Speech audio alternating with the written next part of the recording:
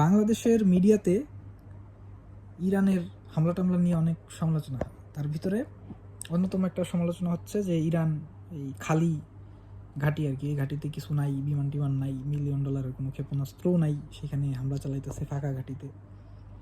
তো এইটা আসলে স্ট্র্যাটেজিক্যালি খুবই ইম্পর্টেন্ট ওই জায়গাটায় হামলা চালানো। এমনকি ইউকে বা ইউএসের যে কয়টা ঘাঁটি আছে ওই এলাকায়, মানে মধ্যপ্রাচ্যের যে হরমুজের আশেপাশে প্লাস ইরানের ইরাকের ইরান ইরাকের যে বাউন্ডারি ওইদিকে যে কয়টা ঘাঁটি আছে সেইগুলা আসলে স্ট্র্যাটেজিক্যালি ধ্বংস করে দেওয়াটা খুবই ইম্পর্টেন্ট।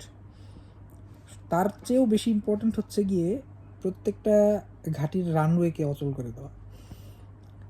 এটার কারণ হচ্ছে যে ইউএস বা ইউকের এয়ারফোর্স তারা নিজেদেরকে সুপার পাওয়ার দাবি করে তাদের এরিয়াল সুপ্রিমেসির কারণে।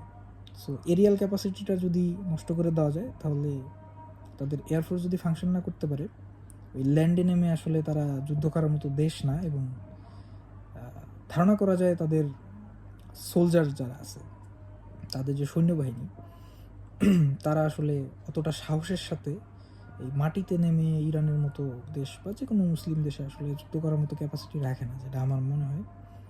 সো ইরান যে কটা ঘাঁটি আছে সব কটা ঘাঁটিতেই খালি হোক আর সেখানে ইনস্ট্রুমেন্ট থাকুক, মানে হামলা চালায় অপারেশনাল যেই অবস্থাটা আছে বর্তমানে প্রত্যেকটা ঘাঁটি অপারেশনাল।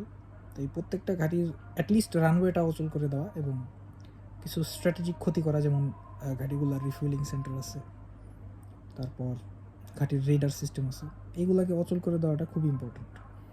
সো ফলে যেটা হবে যে নৌবহর ছাড়া তখন ইউকে বা ইউএসএ এই এরিয়াতে হচ্ছে গিয়ে আসতে পারবে না, অর্থাৎ অপারেশনাল কোনো অ্যাক্টিভিটি চালাতে পারবে না নৌবহর ছাড়া। সো নৌবহর থাকলে সেই ক্ষেত্রে কিন্তু নৌবহরকে প্রতিহত করার অনেক ধরনের রাস্তাই থাকে।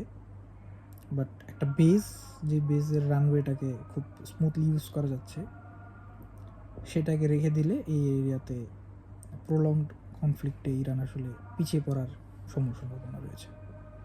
সো খালি ঘাঁটি হোক আর ঘাঁটিতে কিছু থাকুক, ওইখানে অ্যাটাক করাটা খুবই সুবিবেচনা প্রসূত কাজ।